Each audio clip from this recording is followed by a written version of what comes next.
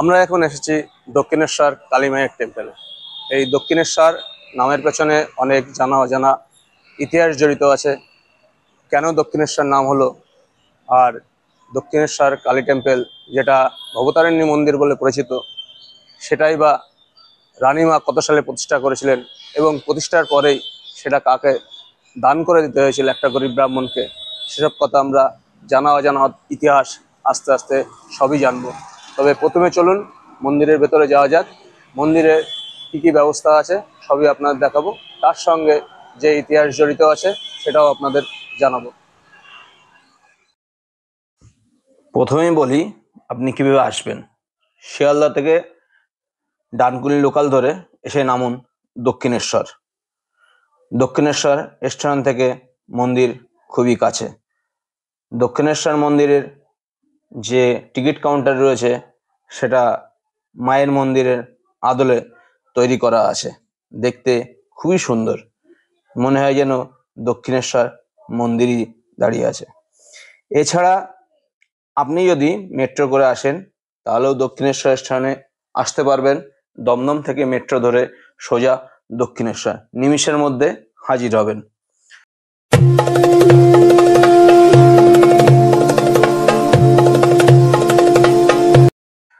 আর যদি বাসে আসেন তাহলে শহরতলির সমস্ত জায়গা থেকেই বাস অ্যাভেলেবেল আছে। দক্ষিণেশ্বর মন্দিরের পাশেই বাস স্ট্যান্ড।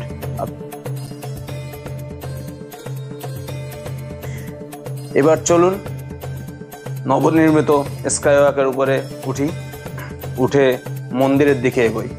স্কাইওয়াকে প্রচুর ডালার দোকান আছে। আপনার পছন্দ মতো ডালা এখান থেকে নিতে পারেন। ঘর সাজানোর জিনিসপত্র আছে, ঠাকুরের মূর্তি আছে, আপনার যেটা খুশি আপনি নিতে পারেন।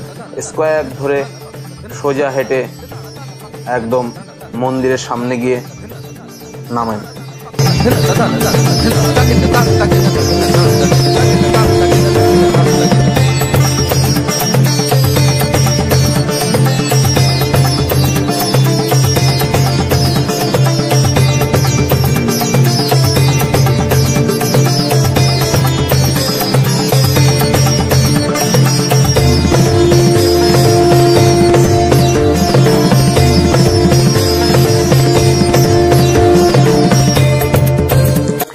স্কয়ার দিয়ে নেমে সোজা মন্দিরের মূল গেট সিংহদুয়ার।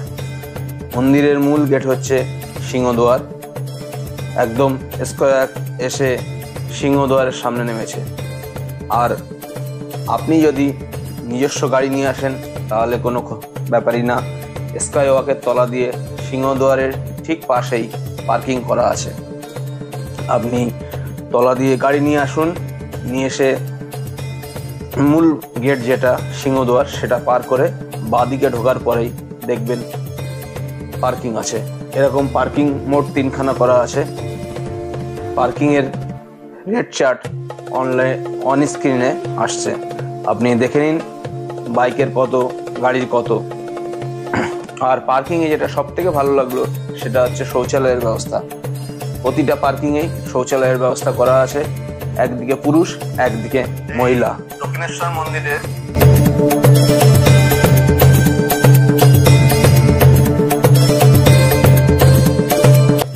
এই দক্ষিণেশ্বর মন্দিরের আমরা যে এসেছি, এই দক্ষিণেশ্বর নামকরণ হয়েছে, এর পেছনে একটা ছোট ইতিহাস জড়িত আছে।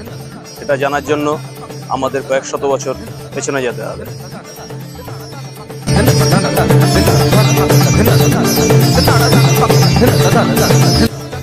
তখন দেউলিপোতার জমিদার ছিল বান রাজা। তিনি একদিন মহাদেবের কাছ থেকে স্বপ্নাদেশ পান, গঙ্গা তীরে জঙ্গলের মধ্যে আমি শিবলিঙ্গ অবস্থায় আছি, আমাকে উদ্ধার এবং মন্দির তৈরি করে আমাকে প্রতিষ্ঠা কর, তার সাথে নিত্য পূজার ব্যবস্থা কর। তখন রাজা গঙ্গা তীর থেকে শিবলিঙ্গ উদ্ধার করে নিত্য পূজার ব্যবস্থা করেন।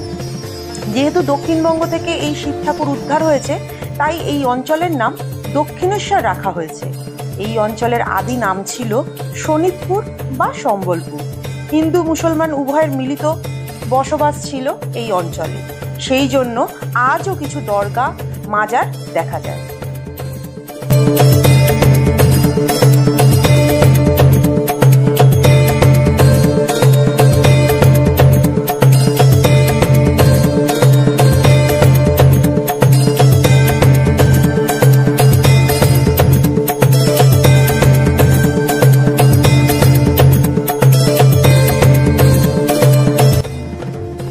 মন্দিরের ভেতরে ক্যামেরা, মোবাইল, ব্যাগ, কোনো কিছু, ঘড়ি, কোনো কিছুই অ্যালাউ নেই। সব কিছু এখানে জমা রাখতে হয়। জুতো এখানে জমা রাখার জন্য 2 টাকা করে নেয়। আর মোবাইল, ল্যাপটপ, ক্যামেরা সমস্ত চার্জ আলাদা আলাদা। ব্যাগ, এগুলোর চার্জ আলাদা আলাদা। আপনি জমা রাখলে ওরা রসিদ দিয়ে দেবে, সেই রসিদ দেখিয়ে মন্দির থেকে ঘুরে এসে আবার নিয়ে নিতে পারেন। ঠিক মূল গেট যেটা সিংহদুয়ার, তার সামনেই একটা দেওয়ালে ঠাকুর শ্রী রামকৃষ্ণদেবের বড় ছবি আঁকা আছে। ছবিটা খুবই সুন্দর।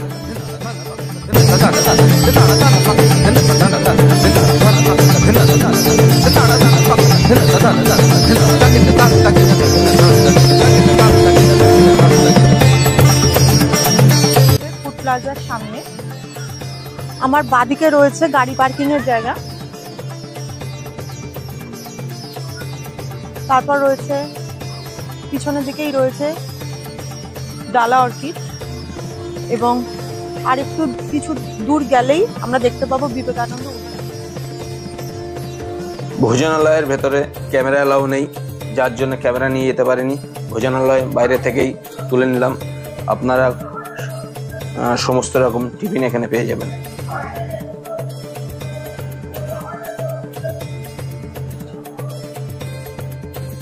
মন্দির তৈরির পিছনে একটা ইতিহাস আছে। সালটা তখন 1847।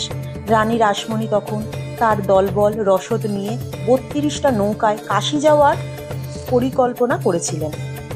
আর এমন সময় তিনি স্বপ্নাদেশ পান যে তোর কাশী যাওয়ার কোনো দরকার নেই, এখানে গঙ্গা তীরে আমার মন্দির প্রতিষ্ঠা কর। এই দক্ষিণেশ্বর মন্দির 54.5 বিঘা জমি নিয়ে গঠিত। রানীমা তখন জমি পাওয়ার জন্য ব্যাকুলভাবে খোঁজ করছেন। স্বপ্নাদেশ পেয়ে রানীমা কাশী যাওয়া বাতিল করে দিলেন। গঙ্গা তীরে জমির খোঁজ করতে বেরিয়ে পড়েন। প্রথমে রানীমা গঙ্গার পশ্চিম পারে, যেখানে বালি উত্তরপাড়া, এইসব অঞ্চলে জমির খোঁজ করতে থাকেন। কিন্তু এখানকার 3 আনি 10 আনি খ্যাত জমিদাররা জমি দিতে রাজি হলেন না। পাছে তাদের জমিদারিতে অন্য কেউ দেবালয় করবে, এটা তারা মেনে নিতে পারলেন না। অগত্যা রানীমা গঙ্গার পূর্ব দিকে জমি খোঁজ আরম্ভ করলেন। বর্তমানে যেখানে মন্দির, এটি ছিল জন হেস্টি নামে এক সাহেবের। এই 54.5 বিঘা জমিতে মন্দির স্থাপিত হয়েছিল। জমি পাওয়ার পিছনে এক করুণ ইতিহাস জড়িয়ে আছে।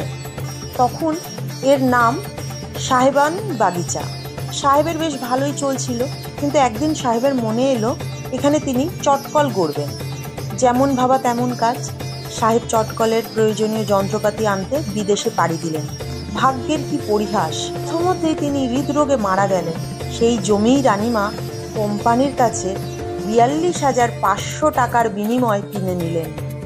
তখনকার সাহেবান বাগিচা, আজকের এই দক্ষিণেশ্বর মন্দির। মন্দিরটি তৈরি করতে প্রায় 8 বছর সময় লেগেছিল।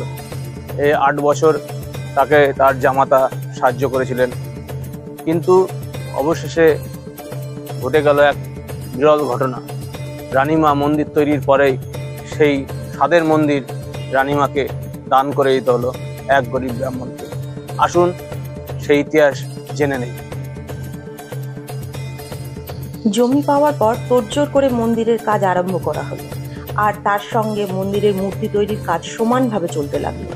মন্দিরের কাজ আরম্ভ করা হয়েছিল 1847 সালে আর শেষ হয়েছিল 1856 সালে। দীর্ঘ 8 বছর মন্দির নির্মাণে ব্যয় হয়েছিল প্রায় 9.5 লক্ষ টাকা, যা বর্তমানে প্রায় 60 কোটির সমান। এই কাজে প্রথম দিকে রানীমার বড় জামাই রামচন্দ্র দাস এবং শেষের দিকে ছোট জামাই মথুর মোহন বিশ্বাস প্রভূত সাহায্য করেছেন।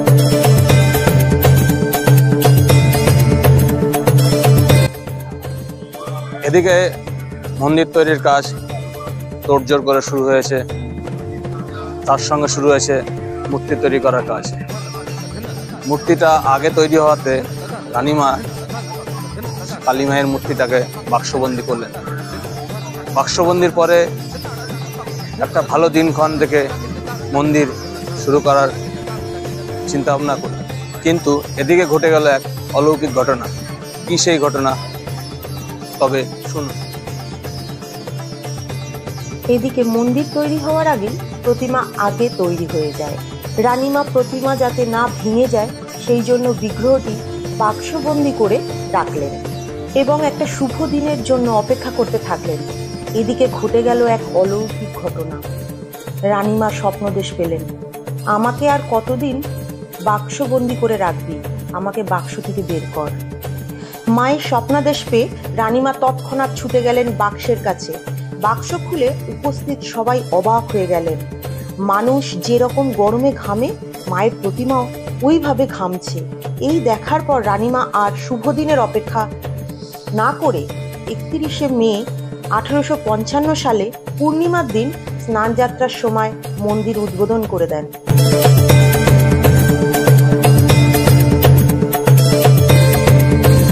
মন্দিরের সামনেই পুলিশ আউটপোস্ট করা আছে। কোনো সমস্যা হলে এদের সঙ্গে যোগাযোগ করতে পারেন। এর সামনে দিয়েই গেছে মন্দিরে ঢোকার মূল প্রবেশের রাস্তা। ছেলে এবং মেয়ে আলাদা আলাদা লাইন। এখানে সিকিউরিটি চেক হয়। সিকিউরিটি চেকের পরে আপনাকে ভেতরে ঢুকতে দেবে।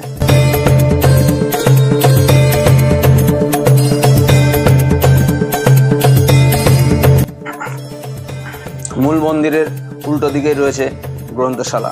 এখানে ঠাকুরের বিভিন্ন রকম গ্রন্থ রাখা আছে।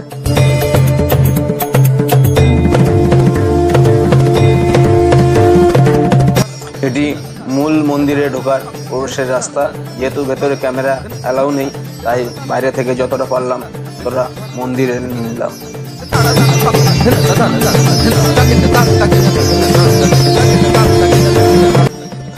আমরা যখন গেছিলাম তখন মন্দির প্রায় ফাঁকা বললেই চলে। একদম দর্শন করতে কোনো অসুবিধা হয়নি। মন্দিরের ভেতর আরাম করে পুজো দিতে পারবেন। এটি হলো নববতখানা। এখানে মা সারদা দেবী থাকতেন। যখন ঠাকুর থাকতেন তখন সারদা দেবী এখানে থাকতেন। মন্দিরের নববতখানার পাশেই রয়েছে মন্দিরের ঘাট। ঘাটের পাশে মহিলাদের যে জামা কাপড় ছাড়ার ব্যবস্থা করা আছে, প্রথম ঘাটটাই করা আছে। আর প্রথম ঘাট থেকে দ্বিতীয় ঘাটের মাঝখানে রয়েছে শীর্ষ বাগিচা। এখানে বিভিন্ন মুনি ঋষির মূর্তি করা আছে, যাদের এই মন্দিরের অনেক অবদান আছে। তাদের মূর্তি এখানে করে রাখা আছে শীর্ষ বাগিচা। শিব মন্দিরগুলোর ঠিক পেছনেই এই শীর্ষ বাগিচা গঙ্গার তীর বরাবর অবস্থিত। এই শীর্ষ বাগিচা ধরে গেলেই আপনি 1 নম্বর ঘাটে পৌঁছে যাবেন। গঙ্গার যে 1 নম্বর ঘাট, এটা শীর্ষ বাগিচার পরেই। 1 নম্বর ঘাট এবং 2 নম্বর ঘাটের মাঝামাঝি হচ্ছে শীর্ষ বাগিচা।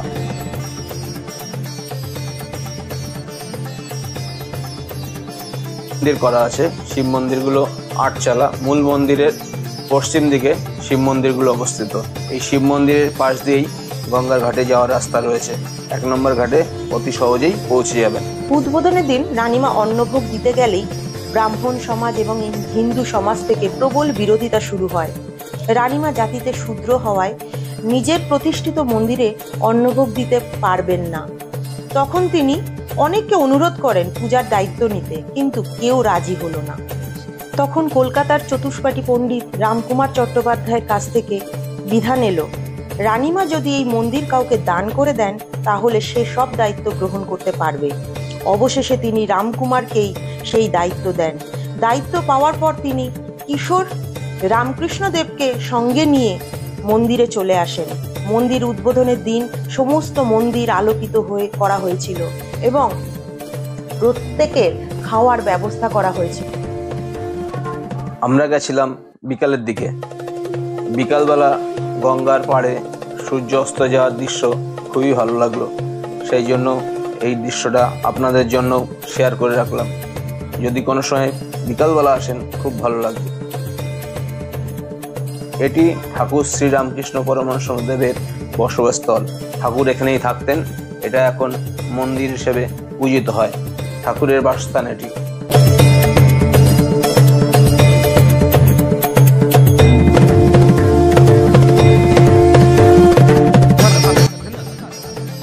রামকুমার চট্টোপাধ্যায় মাত্র 1 বছরের মাথায় মারা যান। তখন সব দায়িত্ব পড়ে ঠাকুর রামকৃষ্ণ দেবের উপর। তিনি এখানে 1866 সাল থেকে প্রায় 30 বছর পর্যন্ত ছিলেন। এবার চলুন মা ভবতারিণী ঘাটের দিকে যাওয়া যাক। এটা মা ভবতারিণী লঞ্চ ঘাট বা ফেরি ঘাট যাই বলুন না কেন, সেটা যাওয়ার রাস্তা। এই রাস্তার দুধারে ডালার দোকান, অসংখ্য খেলনার দোকান রয়েছে।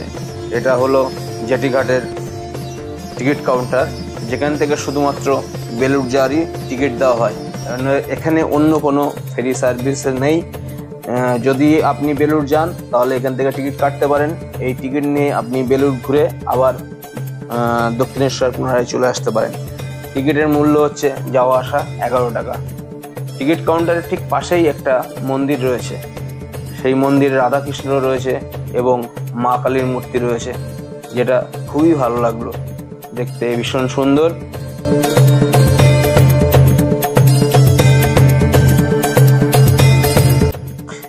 এটা হলো দক্ষিণেশ্বর মা ভবতারিণী ফেরিঘাটের এন্ট্রান্স।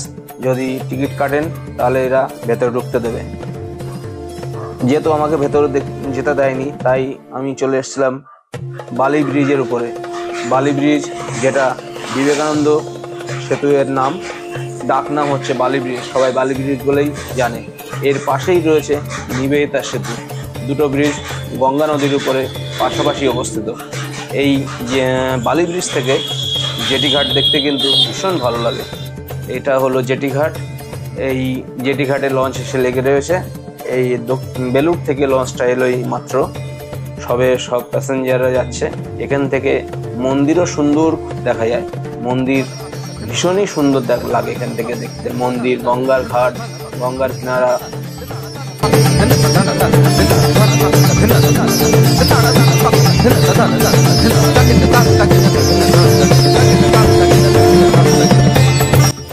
গঙ্গার ঘাট এবং মন্দির, পাশে শিব মন্দিরগুলো, শীর্ষ বাগিচা, এখান থেকে খুবই ভালো লাগে।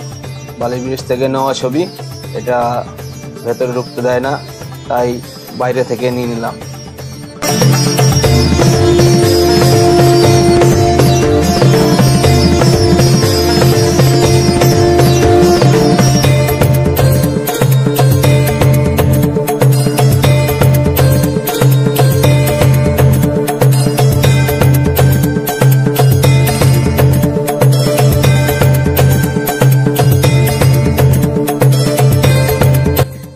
এটি হলো বিবেকানন্দ উদ্যান, যেটা মন্দিরের মূল গেটের সামনেই অবস্থিত।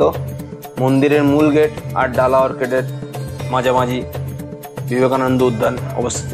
রাত্রেবেলা খুবই সুন্দর লাগে। কোনো সময় যদি আসেন রাত্রেবেলা তাহলে এটা দেখবেন, ভীষণ ভালো লাগবে। খুবই সুন্দর লাগবে এই বিবেকানন্দ উদ্যানটা।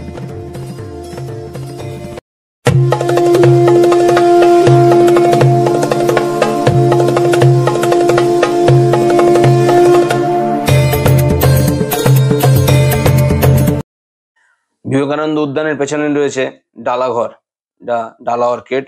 আলাদা করে, আগে সব ছিল মন্দিরের পাশে, এখন আলাদা করে ডালা অর্কিডের জায়গা তৈরি করা হয়েছে। আপনি যে কোনো কাউন্টার থেকে মন্দিরের পুজোর সামগ্রী কিনে পুজো দিতে পারেন।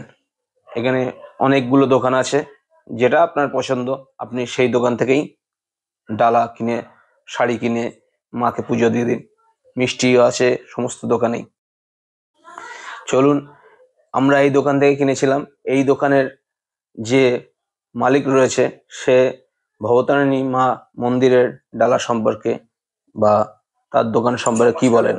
নমস্কার দাদা, আমরা দক্ষিণেশ্বরের স্টল থেকে বলছি, 21 নম্বর স্টল থেকে। এখানে যদি পুজো দিতে আসেন কেউ, তো এখানে আমাদের থাকার জন্য, মানে জিনিসপত্র রাখার জন্য, যে কোনো জিনিস নিয়ে আসে রাখার জন্য মন্দিরের সাইডে স্টল রয়েছে। আপনার জুতো, ব্যাগ, ফোন সব কিছু রাখার ব্যবস্থা রয়েছে। তাছাড়াও পুজো দেওয়ার জন্য আমাদের মন্দিরের এখানে দোকান রয়েছে। দোকানে আসলে আপনার পুজোর যা সামগ্রী লাগে, শাড়ি, আলতা, সিঁদুর, শাঁখা বলা, ফল, মিষ্টি সব কিছু দিয়ে মায়ের সাজা, সব থেকে বড় ডালা, যেটা সব কিছু দিয়ে এখানে 1001 মায়ের ডালা রয়েছে। তার নিচে আসলে পূর্ণ ডালা, শাড়ি, আলতা, সিঁদুর, 3 রকম ফল, মিষ্টি, আলতা, সিঁদুর, শাঁখা বলা সব দিয়ে 501 রয়েছে। তার নিচে 301, 251 একটা ওড়না, ভালো 14 পিস মিষ্টি, ফল, আলতা, সিঁদুর সব কিছু দিয়ে 251 ডালাও রয়েছে, 151 ডালা রয়েছে, 150, 150, যা মন চায় নিজের মন খুশি মতন ডালা নেওয়া এখানে পাওয়া যায়। নিয়ে পুজোর দর্শন করা এবং ঠাকুর মশাইয়ের হাতে নিজের থেকে পুজো দেওয়ার মতন এখানে ব্যবস্থা রয়েছে। ধন্যবাদ।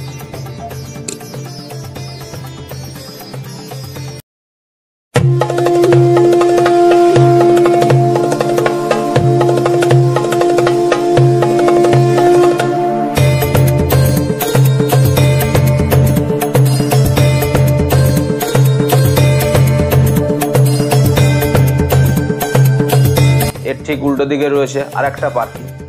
মোট বলেছিলাম 3টে পার্কিং, এটা হচ্ছে 2য় পার্কিং। এখানেও শৌচালয়ের ব্যবস্থা আছে, যদি কারোর প্রয়োজন হয় এখানে আসতে পারেন।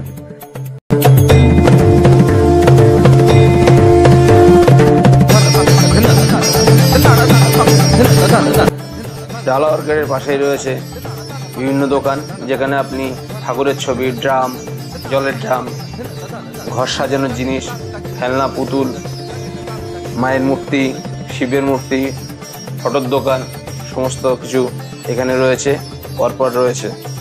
এটা আলাদা করে একটা জায়গায় করে রাখা আছে, যেখানে সমস্ত দোকানপাট একই সঙ্গেই রয়েছে।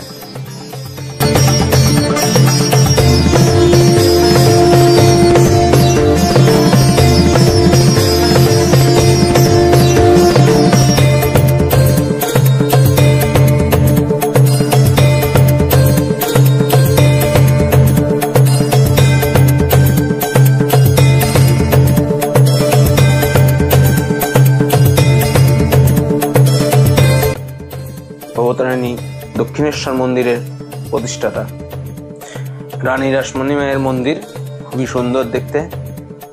দিনের বেলা যত ভালো লাগছিল, রাত্রে তার থেকে আরো ভালো লাগছে।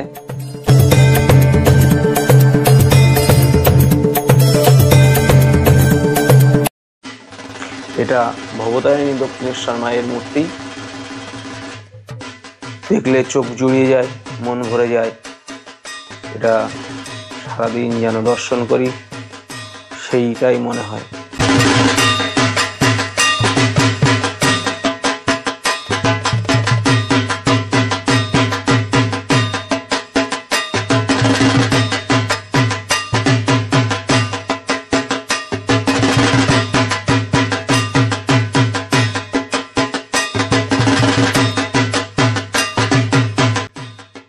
সবাই ভালো থাকবেন। যদি ভালো লাগে আপনার এই সব ইনফরমেশান, তাহলে চ্যানেলটাকে অবশ্যই সাবস্ক্রাইব করবেন এবং শেয়ার করবেন, কমেন্ট করবেন, চ্যানেলটা যাতে আগে যায়। যদি কোনো ভুল করে থাকি তাহলে অবশ্যই সেটা কমেন্ট করে জানাবেন। ধন্যবাদ।